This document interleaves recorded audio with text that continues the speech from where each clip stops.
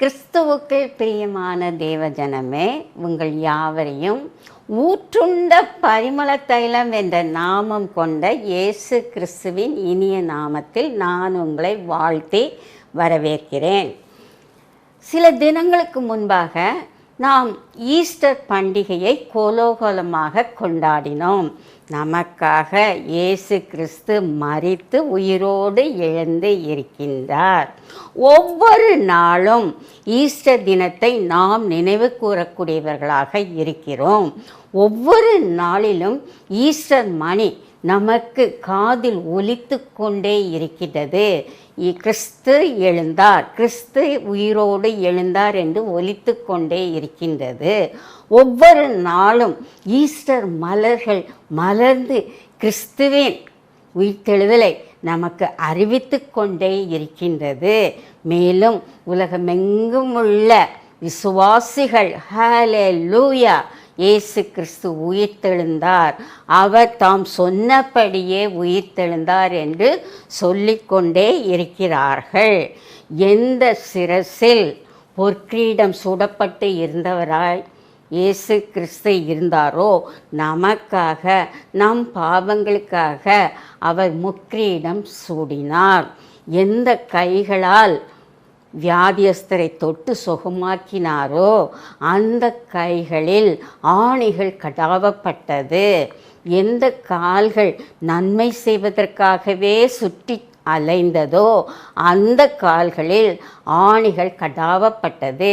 என்றாலும் இயேசு கிறிஸ்து என்ன சொல்கிறார்? நான் மரித்தேன், இதோ சதா காலங்களிலும் உயிரோடு இருக்கிறேன், நானே உயிர்த்தெழுதலும் ஜீவனுமாய் இருக்கிறேன் என்று கூறுகிறார். அவர் தாம் சொன்னபடியே உயிர்த்தெழுந்தார். எனவே இயேசு கிறிஸ்துவின் உயிர்த்தெழுதல் நமக்கு மிகவும் முக்கியமான ஒரு டாபிக்காக இருக்கின்றது. அவர் நம்முடைய ஜீவாதிபதி. அவர் நமக்குள் உயிர்த்தெழுந்த இயேசுவாக இருக்கின்றார், இம்மானுவேலராக இருக்கின்றார். இயேசு கிறிஸ்து உயிர்த்தெழுந்த பின் 40 நாட்கள் இவ்வுலகத்தில் இருந்து பலருக்கு தரிசனமானார், பிரத்யட்சமாக தரிசனமானார். அவர்களோடு பேசினார், அவர்களுக்கு அறிவுரை கொடுத்தார், அவர்களை வாழ்த்தினார். அந்த வாழ்த்துதல் செய்திகள் எல்லாம் பொன்மொழிகளால் வேதத்தில் குறிப்பிடப்பட்டு இருக்கின்றது. இன்று நம் தியானத்திற்கென்று எடுத்துக்கொண்ட டாபிக் என்னவென்றால், the golden letters of resurrected Jesus Christ, உயிர்த்தெழுந்த இயேசுவின் பொன்மொழிகள். அவர் பலவற்றை பேசினார். 4 பொன்மொழிகளை மட்டும் நாம் இப்பொழுது வேதத்தின் அடிப்படையில் ஆராயலாம்.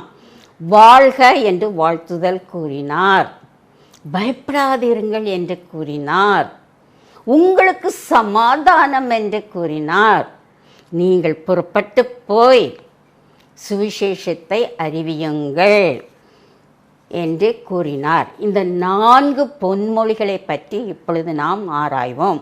முதலாவதாக அவர் வாழ்த்துதல் கூறினார்.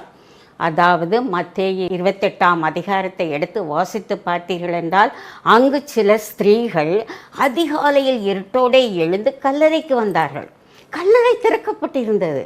கல்லறையில் ஒரு தேவதூதன் கூறினார், அவர் தாம் சொன்னபடியே உயிர்த்தெழுந்தார், நீங்கள் போய் சீஷருக்கு சொல்லுங்கள் என்றார். அப்பொழுது அவர்கள் சீஷர்களுக்கு சொல்வதற்காக வந்த பொழுது இயேசு கிறிஸ்து வாழ்க என்று கூறினார். அந்த வசனத்தை இப்பொழுது நான் உங்களுக்கு வாசிக்கப் போகிறேன். மத்தேயு 28:9. அவர்கள் அவருடைய சீஷர்களுக்கு அறிவிக்க போகிற போது இயேசு தாமே அவர்களுக்கு எதிர்பட்டு வாழ்க என்றார். அவர்கள் பாதங்களை தழுவி அவரை பணிந்து கொண்டார்கள். இன்றும் இயேசு கிறிஸ்து உயிர்த்தெழுந்தவராய் நம் அருகில் நின்று, என் மகளே, என் மகனே, நீ வாழ்க, நீ நீடூழி வாழ்க, நீ நலமும் சுகமும் ஆரோக்கியம் பெற்று வாழ்க, நீ சீரும் சிறப்பும் ஞானமும் பலம் கொண்டு வாழ்க என்று நம்மை வாழ்த்துகிறார். வாழ்க என்று தமிழ் பைபிளில் கொடுக்கப்பட்டிருக்கிறது. ஆங்கிலத்தில் ஹேல் என்று கொடுக்கப்பட்டிருக்கின்றது. இதே மூல எபிரேய பாஷையில் களி கூறுங்கள் என்று கொடுக்கப்பட்டிருக்கிறது. இயேசு கிறிஸ்து கூறினார், நான் உயிரோடு எழுந்துவிட்டேன், என்னோடு கூட களி கூறுங்கள் என்று கூறுகிறார். ஆம், வாரும் நாம் எல்லோரும் கூடி இயேசுவோடு கூட களி கூற இருக்கின்றோம். ஒவ்வொரு நாளும் நமக்கு ஈஸ்டர் தினமாக இருக்கின்றது. இயேசு கிறிஸ்துவின் உயிர்த்தெழுதலை மற்றவர்களுக்கு நாம் அறிவித்து கொண்டே இருக்க வேண்டும். இயேசு கிறிஸ்து என்ன கூறினார்? உங்களுக்கு உலகத்தில் உபத்திரம் உண்டு, திடன் கொள்ளுங்கள், நான் உலகத்தை ஜெயித்தேன் என்று கூறுகிறார். ஆம், உயிர்த்தெழுந்த இயேசு உலகத்தை ஜெயித்தார், பாவங்களை ஜெயித்தார், மரணத்தை ஜெயித்தார், சாத்தானை ஜெயித்தார். இயேசு கிறிஸ்து நமக்காக பாடனுபவிப்பதற்காக இவ்வுலகத்தில் பாவமறியாத இயேசு கிறிஸ்து நமக்காக பாவமானார், பாவத்தை சிலுவையில் அறைந்தார், நமக்கு பாவ மன்னிப்பை பெற்றுக் கொடுத்தார். எனவே அவர் பரிசுத்தர், பாவத்தை காணாத பரிசுத்த கண்ணர் என்று வேதத்தில் கொடுக்கப்பட்டிருக்கிறது. அப்படிப்பட்டவர் நமக்காக பாவமாகி பாவத்தை ஜெயித்தார். அதே போல மரணத்தையும் சாத்தானையும் ஜெயித்தார். வேதத்தில் குறிப்பிட்டுள்ளபடி நாமும் இயேசுவோடு கூட சேர்ந்து மரணமே உன் கூரங்கே, பாதாளமே உன் ஜெயமெங்கே என்று நாம் கேட்கக்கூடியவர்களாக இருக்கிறோம். இரண்டாவது வருகையின் போது ஒரு பக்கம் கிறிஸ்துவுக்குள் மரித்தவர்கள் மகிமையாக எழுந்திருப்பார்கள், இயேசு கிறிஸ்துவைப் போல எழுந்திருப்பார்கள். ஆம், அவர்கள் மகிமையின் ஒரு சாயலை பெற்று இருப்பார்கள்.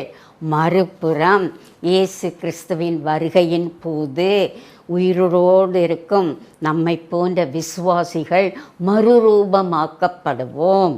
வானத்தில், நடுவானத்தில் இயேசுவின் கைகளுக்குள் இருப்போம். அவருடைய இரண்டாம் வருகையின் போது ஒரு பட்டாம்பூச்சியைப் போல பறந்து சென்று இயேசுவோடு கூட பரலோகத்துக்கு நாம் எடுத்து கொள்ளப்படுவோம். இயேசு கிறிஸ்து நம்மை வாழ்த்தி இருக்கிறார். உனக்கு பரலோக வாழ்வு உண்டு என்று வாழ்த்தி இருக்கின்றார். மேலும் உயிர்த்தெழுந்த இயேசு என்ன சொல்கிறார்? உன்னுடைய துக்கத்தை நான் சந்தோஷமாக மாற்றுவேன் என்று கூறுகிறார். த பெஸ்ட் எக்ஸாம்பிள் எம்மாவு சீஷர்களாகும். இதை லூக்கா 24ஆம் அதிகாரத்தில் நாம் பார்க்கலாம். நமக்கு தெரிந்த பகுதியாகும். 2 சீஷர்கள் எருசலேமிலிருந்து எம்மாவூருக்கு பிரயாணப்பட்டு போனார்கள். அவர்கள் முகம் வாடலாய் இருந்தது. அவர்கள் துக்க முகத்துடன் இருந்தார்கள். யாரெல்லாம் துக்க முகத்துடன் இருப்பார்களோ அவர் அருகில் உயிர்த்தெழுந்த இயேசு வருவார். எனவே இயேசு கிறிஸ்து அவர்கள் அருகில் வந்தார். அவர்களோடு பேசத் தொடங்கினார். ஏன் துக்கமாய் இருக்கிறீர்கள் என்று கேட்டார். அதற்கு அவர்கள் இயேசுவின் பாடு மரணத்தை பற்றி கூறினார்கள். அப்பொழுது அவர் வசனத்தின் மூலம் அவர்கள் துக்கத்தை சந்தோஷமாக மாற்றினார். ஒரு அழகு பைபிள் ஸ்டடியை எடுத்துட்டார். நடந்து கொண்டே பிரயாணப்பட்டு கொண்டே ஒரு பைபிள் ஸ்டடி எடுக்கிறார். மோசே முதல் எல்லா தீர்க்கதரிசிகளும் இயேசுவின் பாடும் மகிமையும் பற்றி கூறியிருக்கிறார்கள் என்று சொல்லி வசனத்தின் மூலம் ஒரு பைபிள் ஸ்டடி எடுத்தார். அவர்கள் துக்கம் சந்தோஷமாக மாறினது. அந்த சந்தோஷத்தில் வாருமையா போதகரே, எங்கள் வீட்டில் வந்து தங்கியிரும் என்று கூப்பிட்டார்கள்.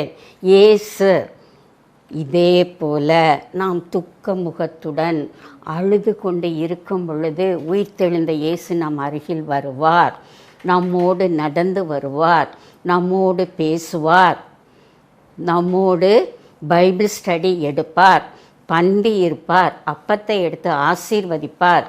நம் ஆவிக்குரிய கண்கள் திறக்கப்படும். நம்முடைய இருதயம் கொழுந்து விட்டு எரியக்கூடியதாக இருக்கின்றது. எனவே மரித்தோரை நாம் நினைக்க வேண்டும். அவர்கள் இயேசுவை போல உயிரோடு எழும்புவார்கள் என்று நினைக்க வேண்டும். அதிகாலையிலே சீஷர்கள் எவ்வாறு கல்லறைக்கு போய் இயேசுவை தேடினார்களோ அதே போல் நாம் கல்லறைக்கு போக வேண்டாம், நம் ரூமில் இருந்து கொண்டே இயேசுவை தேட வேண்டும், முழங்கால் படியிட்டு ஜெபிக்க வேண்டும். இரண்டாவது பொன்மொழி என்னவென்றால், பயப்படாதிருங்கள். நாம் இப்பொழுதே இருக்கும் காலகட்டத்தில் பயம், திகில், கலக்கம் சூழ்ந்து இருக்கின்றது. எங்கு பார்த்தாலும் தீவிரவாதம் நடைபெற்று கொண்டிருக்கிறது. நீங்கள் நியூஸில் கேட்டிருக்கலாம். ஆம், அங்கு இந்தியா பாகிஸ்தான் பார்டரில் தீவிரவாதிகள் இன்னசென்ட் பீப்புளை கொலை செய்தார்கள் என்று கூறப்பட்டிருக்கிறது. நமக்கு பயம் வருகிறது. எதிர்காலத்தை பற்றிய பயம், இருளை பற்றிய பயம், சாத்தானை பற்றிய பயம். சிலருக்கு சாதாரண ஒரு கரப்பான் பூச்சியை கூட பார்த்தால் பயமாக இருக்கும்.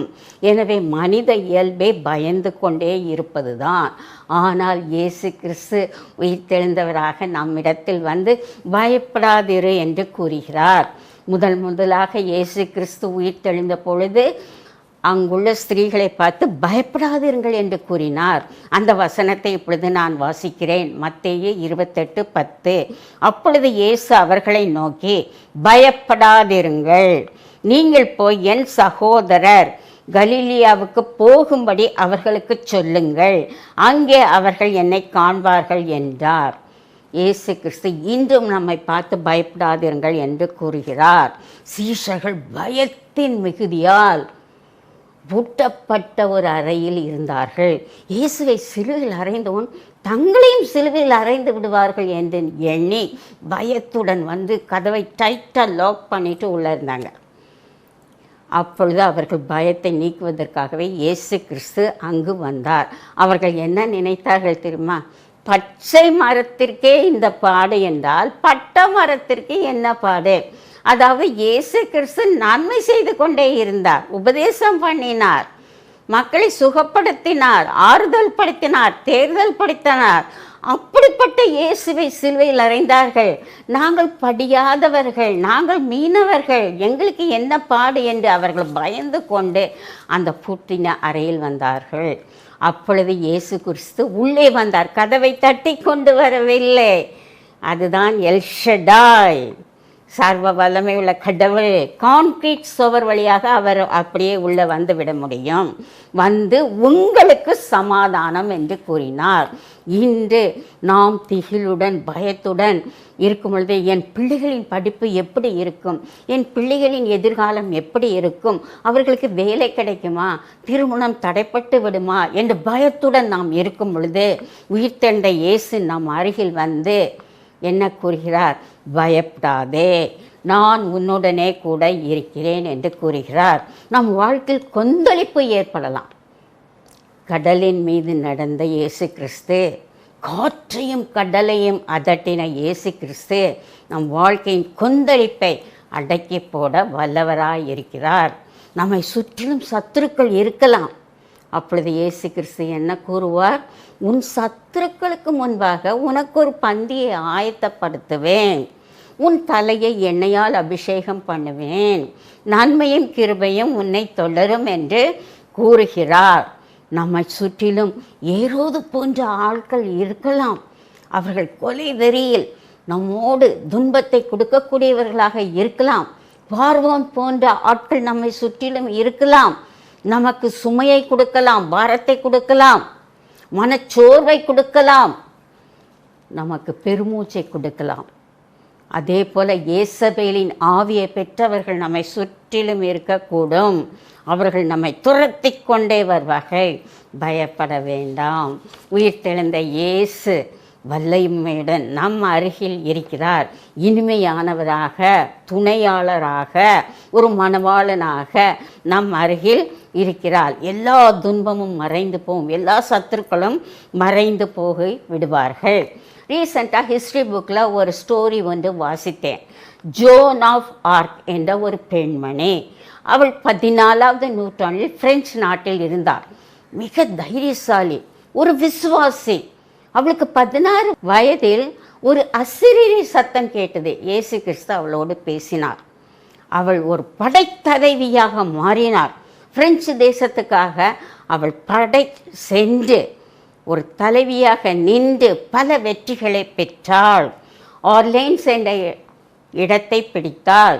மேலும் பல வெற்றிகளை பெற்ற பின் அங்குள்ள மத போதகர்கள் அவள் மீது பொறாமை கொண்டு அவளுக்கு மரண தண்டனை விதித்தார்கள். அவளை ஒரு கம்பில் சுற்றி தீக்கிரையாக்க வேண்டும் என்று ஒரு சட்டம் போட்டார்கள். அதைத்தான் ஸ்டேக் என்று ஆங்கிலத்தில் கூறுவார்கள். அவள் என்ன கூறினார்? தன்னுடைய 36வது வயதில் அவள் ஒரு இரத்த சாட்சியாக உயிர்த்தெழுந்த இயேசு என்னோடு கூட இருக்கிறார், நான் மரணத்திற்கு பயப்பட மாட்டேன் என்று இயேசு கிறிஸ்துவுக்காக மரித்தாள். 3வது பொன்மொழி, உயிர்த்தெழுந்த இயேசுவின் பொன்மொழிகளை பற்றி நான் இப்பொழுது உங்களோடு கூட கலந்துரையாடி கொண்டு இருக்கிறேன். 3வது பொன்மொழி என்னவென்றால், உங்களுக்கு சமாதானம் என்றார். இந்த காலகட்டத்தில் நமக்கு சமாதானம் வேண்டும், சாந்தி வேண்டும், அமைதி வேண்டும். ஆம், எங்கு பார்த்தாலும் சண்டை, சச்சரவு, வாக்குவாதம், அடி தடி, கொலை என்ற செய்தியை நாம் கேட்கிறோம். நமக்கு சமாதானம் இல்லாமல் இருக்கிறோம். நமக்கு சமாதானம் தேவை என்று உயிர்த்தெழுந்த இயேசு கிறிஸ்து கூறுகிறார். அதனால் தான் அவர் என்ன செய்தார்? பூட்டின அறைக்கு வந்து சீஷர்களை பார்த்து உங்களுக்கு சமாதானம் என்றார். அந்த வசனத்தை நான் வாசிக்கிறேன்.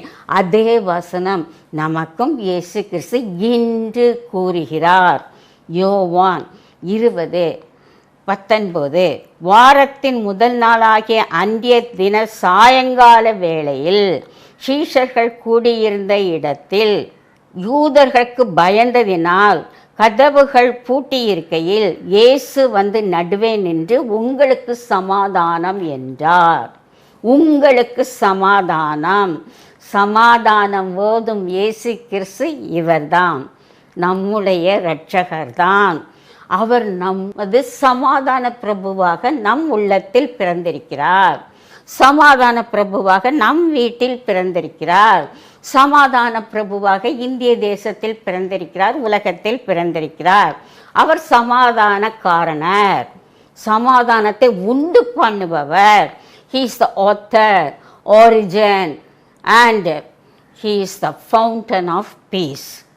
ஆம், அவர் நமக்கு கொடுக்கும் சமாதானம் எப்படி இருக்கும்? தெய்வீக சமாதானமாக இருக்கும் என்று வசனம் கூறுகிறது. உலகம் தரக்கூடாத சமாதானத்தை அவர் கொடுக்க மாட்டார். தெய்வீக சமாதானத்தை கொடுப்பார். சமாதானத்தை கொடுப்பவர் இயேசு கிறிஸ்து ஒருவர் தான். அவர் நம் மத்தியில் இருக்கிறார், உங்களுக்கு சமாதானம் என்று கூறுகிறார். யூதர்களை எடுத்துக்கொள்ளுங்கள், அரேபியர்களை எடுத்துக்கொள்ளுங்கள். அவர்கள் ஒருவரை ஒருவர் பார்க்கும் பொழுது தழுவிக்கொண்டு ஷாலோம் என்று கூறுவார்கள். ஷாலோம் என்றால் சமாதானம் என்று பொருள். நாம் கேட்கலாம், நாம் எப்படி சமாதானத்தை பெற்றுக்கொள்வது? இயேசு கிறிஸ்துவின் சமாதானத்தை நாம் எப்படி பெற்றுக்கொள்கிறது? வசனம் கூறுகிறது, விசுவாசத்தின் மூலம் நாம் சமாதானத்தை பெற்றுக்கொள்ளலாம். யோவான் 14:1 கூறப்பட்டிருக்கிறது, உங்கள் இருதயம் கலங்காதிருப்பதாக, தேவனிடத்தில் விசுவாசமாயிருங்கள், இயேசுவினிடத்தில் விசுவாசமாயிருங்கள் என்று கூறப்பட்டிருக்கிறது. சமாதானத்தை உண்டு பண்ணும் ஆக்கினை இயேசுவின் மேல் விழுந்தது. 3 விதமான சமாதானம் இருக்கின்றது. இட்டர்னல் பீஸ், நித்திய சமாதானம். எக்ஸ்டர்னல் பீஸ், பிறரோடு சமாதானம். இன்டர்னல் பீஸ், உள்ளத்தில் இருதயத்தில் உள்ள சமாதானம். தேவனுக்கும் நமக்கும் சமாதானக்காரனராய் இருப்பவர் இயேசு கிறிஸ்து. அவர் ஒரு மத்தியஸ்தராக இருக்கிறார். ரோமர் 5:1 குறிப்பிட்ட போலவே நாம் விசுவாசத்தினால் நீதிமான்களாக்கப்பட்டனால் தேவனுடைய சமாதானத்தை நாம் பெற்றிருக்கிறோம் என்று கூறப்பட்டிருக்கிறது. அதுதான் நித்திய சமாதானம். பிறருடன் சமாதானமாக இருக்க வேண்டும் என்று வசனம் கூறுகிறது. That is external peace. ரோமர் 12:18 எவ்வாறு கூறப்பட்டிருக்கிறது? கூடுமானால் உங்களால் ஆன மட்டும் நீங்கள் சமாதானமாக இருங்கள் என்று கூறப்பட்டிருக்கிறது. இயேசு கிறிஸ்து தேசத்திற்கு சமாதானத்தை கட்டளையிடுவார். நம்முடைய எல்லைகளை சமாதானமுள்ள எல்லைகளாக மாற்றுவார். என் ஜனம் சமாதான தாபரங்களிலும் நிலையான வாசஸ்தலங்களிலும் அமைதியான இடங்களிலும் இருப்பார்கள் என்று இயேசு கிறிஸ்து கூறுகிறார். நமக்கு உள்ளத்தில் சமாதானம் வேண்டும், அதை கொடுப்பவர் பரிசுத்த ஆவியானவர். நாம் பரிசுத்த ஆவியானால் நிரப்பப்பட்டு இருக்கும் பொழுது நமக்கு சமாதானம் கிடைக்கும் என்று வசனம் கூறுகிறது. எனவே நமக்கு சமாதானம் வேண்டும் என்றால் இயேசு கிறிஸ்துவனிடம் நாம் ஓடக்கூடியவர்களாக இருக்க வேண்டும். 4வது பொன்மொழி என்னவென்றால், புறப்பட்டு போங்கள், உபதேசம் பண்ணுங்கள். ஆம், இதைத்தான் அவர் ஒரு கட்டளையாக கொடுத்திருக்கிறார். உலகத்தில் அநேக மக்களுக்கு மோட்சத்திற்கு வழி தெரியவில்லை, எப்படி போக வேண்டும் என்று தெரியாமல் திணறி நிற்கிறார்கள். இயேசு கிறிஸ்து ஒருவர் தான் மோட்சத்திற்கு வழி என்று அவர்களுக்கு சொல்ல வேண்டியது நம்மளுடைய கடமை. அநேகர் பாதை தெரியாத ஆட்டை போல அலைந்து திரிந்து கொண்டிருக்கிறார்கள். வெளிச்சத்தில் உள்ள விசுவாசிகளாகிய நாம் இருளில் சாத்தானின் பிடியில் இருக்கும் மக்களிடம் இயேசுவை பற்றி சொல்லி இயேசுவின் வெளிச்சத்திற்குள் கொண்டு வர வேண்டும். சத்தியத்தை அறிந்த நாம் சத்தியத்தை அறியாதவர்களிடம் இயேசுவை பற்றி கூறி இயேசுவின் மந்தைக்குள் அவர்களை கொண்டு வர வேண்டும். அதனால் தான் இயேசு கிறிஸ்து உயிர்த்தெழுந்த பின் பரலோகம் ஏறும் முன் ஒரு கட்டளை கொடுத்தார், கிரேட் கமிஷன் என்று பெயர். அது மத்தேயு 28ஆம் அதிகாரம் 19வது வசனத்தில் கொடுக்கப்பட்டிருக்கிறது. ஆகையால் நீங்கள் புறப்பட்டு போய் சகல ஜாதிகளையும் சீஷராகி பிதா குமாரன் பரிசுத்த ஆவியின் நாமத்தினாலே அவர்களுக்கு ஞானஸ்நானம் கொடுங்கள் என்று கட்டளை கொடுத்தார். ரட்சிப்பு இலவசமானது, மீட்பு இலவசமானது, பாவ மன்னிப்பு இலவசமானது, நித்திய ஜீவன் இலவசமானது. Everything is a free gift from our Lord Jesus Christ. பரலோகம் இலவசமானது. நாம் என்ன செய்ய வேண்டும்? எல்லோரிடமும், எல்லா ஜாதியிடம், எல்லா ஜனத்திடம், எல்லா மொழியினரிடம் சென்று ஒரே ஒரு இரட்சகர் இயேசு கிறிஸ்து, ஒரே ஒரு மீட்பர் இயேசு கிறிஸ்து, ஒரே ஒருவரே நமக்கு ஆரோக்கியம் கொடுப்பவர் அவர் இயேசு கிறிஸ்து, ஒரே ஒருவரே நமக்கு சமாதானத்தை கொடுப்பவர் அவர்தான் இயேசு கிறிஸ்து. அவர் நம் வாழ்க்கையில் அற்புதங்களையும் அடையாளங்களையும் செய்வார். பாவத்தினின்றும் சாபத்தினின்றும் பில்லி சூனிய கட்டுகளினின்றும் சாத்தானினின்றும் நம்மை விடுவிப்பவர் இயேசு கிறிஸ்து ஒருவர் என்று சொல்லிக்கொண்டே இருக்க வேண்டும். இலவசமாய் பெற்றீர்கள், இலவசமாய் கொடுங்கள் என்று இயேசு கூறுகிறார். எனவே இந்த சுவிசேஷத்தை, உயிர்த்தெழுதலின் சுவிசேஷத்தை நாம் மற்றவர்களுக்கு பறைசாற்றக்கூடியவர்களாக இருக்கிறோம். நாம் பெற்ற இன்பத்தை மற்றவர்களுக்கு நாம் கொடுக்கக்கூடியவர்களாக இருக்கிறோம். வீடு வீடாக சென்று மக்களை பார்த்து, நான் பாரப்பட்டு இருந்தேன், என் வாழ்க்கையில் அநேக பாரங்கள் மனச்சுமைகள் இருந்தது, என் பாரத்தை இயேசுவின் காலில் வைத்து விட்டேன், அவர் எனக்கு இளைப்பாறுதல் கொடுத்தார் என்று சொல்லலாமா? இல்லை என்றால் மற்ற மக்களிடம் போய் துன்பம் துக்கம் கண்ணீரில் அவதிப்பட்டு கொண்டிருந்தேன், நான் இயேசுவிடம் போனேன், அவர் கரத்தில் கொடுத்தேன், அவர் எனக்கு சமாதானத்தை கொடுத்தார் என்று கூறலாமா? எல்லாவற்றையும் நாம் இயேசு ஒருவருக்காகவே செய்யக்கூடியவர்களாக இருக்கிறோம். வேதம் திட்டவட்டமாக ரோமர் 10ஆம் அதிகாரத்தில் கொடுக்கப்பட்டிருக்கிறது. பிரசங்கிக்கிறவன் இல்லாவிட்டால் எப்படி கேள்விப்படுவான்? அனுப்பாவிட்டால் எப்படி பிரசங்கிப்பார்கள்? எனவே புறப்பட்டு போங்கள், உடனே புறப்பட்டு போங்கள். பாதரட்சியை அணிந்து கொண்டு ஆயத்தம் என்ற பாதரட்சியை அணிந்து கொண்டு புறப்பட்டு போங்கள். அப்படி போகும் பொழுது நாம் சுவிசேஷத்தை மற்றவர்களுக்கு சொல்லி அவர்களை இயேசுடைய சாம்ராஜ்யத்தில் சேர்க்கக்கூடியவர்களாக இருக்கிறோம். நன்றாக நினைவில் வைத்துக் கொள்ளுங்கள், உயிர்த்தெழுந்த இயேசு பொன்மொழிகளை நமக்கு கொடுத்திருக்கிறார். நம்மை பார்த்து வாழ்க என்று கூறுகிறார், பயப்படாதீங்கள் என்று கூறுகிறார், சமாதானம் கூறுகிறார். புறப்பட்டு போய் எனக்காக சுவிசேஷத்தை அறிவியுங்கள் என்று கூறுகிறார். கர்த்தர் இந்த வசனங்களை ஆசீர்வதிப்பாராக. கிறிஸ்துவுக்குள் பிரியமானவர்களை, சத்திய வசனத்தை கேட்டோம். நாம் ஜெபிக்கலாமா? சமாதானத்தின் காரணரும் சமாதான பிரபுவுமாகிய எங்கள் கர்த்தாவே, இப்பொழுதும் நாங்கள் சமாதானத்தை கூறும் உம்முடைய பிள்ளைகளாக இருக்கிறோம். சுவிசேஷத்தை எடுத்து செல்லும் உம்முடைய சோல்ஜர்ஸ் ஆஃப் கிரைஸ்டாக நாங்கள் இருக்கிறோம் கர்த்தாவே. ஆம் கர்த்தாவே, நாங்கள் மலையின் மேல் இருக்கிற பட்டணம் போல உமக்காக உம்முடைய ஒளியை மற்றவர்களுக்கு கொடுக்க நீர் கிருபை புரியும் கர்த்தாவே. எங்கள் கால்கள் எவ்வளவு அழகாக இருக்கின்றது. ஏனென்றால் நாங்கள் மனுஷரை பிடிப்பவர்கள், நாங்கள் மீன் பிடிப்பவர்கள், நாங்கள் வலையை போட்டு மீன் பிடிப்பவர்களாக இருக்கிறோம். நாங்கள் மற்றவர்களுக்கு சுவிசேஷத்தை அறிவிக்கும் சுவிசேஷகர்களாக இருக்கிறோம். அவருடைய சீடர்களாக இருக்கிறோம், அப்போஸ்தலராக இருக்கிறோம் கர்த்தாவே. இப்பொழுதும் நாங்கள் எங்கள் ஜெபத்துடனும் மன்றாட்டுதலுடன் அவர்களிடம் சென்று உம்முடைய நற்செய்தியை, உயிர்த்தெழுந்த நற்செய்தியை அவர்களுக்கு அறிவிக்கத்தக்க எங்களுக்கு பலனை தாரும். எங்களை பரிசுத்த ஆவியினால் பலப்படுத்தும், உற்சாகப்படுத்தும். பரிசுத்த ஆவியின் பலத்தினால் நாங்கள் எழுந்து மற்றவர்களிடம் போய் சுவிசேஷத்தை அறிவிக்க கிருபை புரியும் கர்த்தாவே. நீ செய்ய போகிறதுக்காக நன்றி நன்றி நன்றி. இயேசுவின் இன்ப நாமத்தில் எங்கள் விண்ணப்பங்களையும் எங்கள் வேண்டுதல்களையும் கேட்டுக்கொள்கிறேன் கர்த்தாவே. ஆமென் ஆமென்.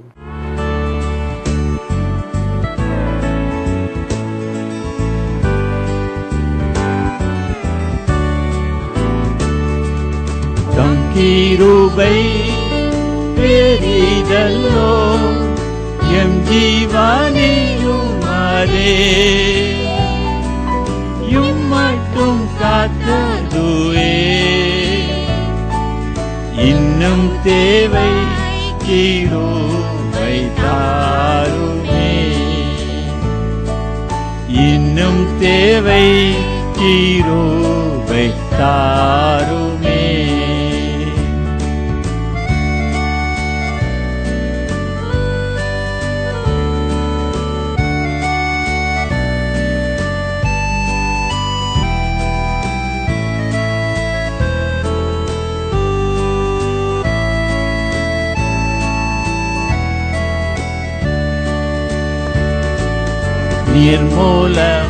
நிர்மூலமாகாததும்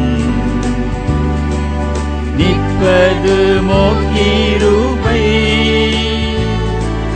நிர்மூலமாகாததும் நிற்பது மோக்கிருபை. நீசனன் பாவம் நீங்கினதே, நித்திய ஜீவன் பெற்றுக்கொண்டே.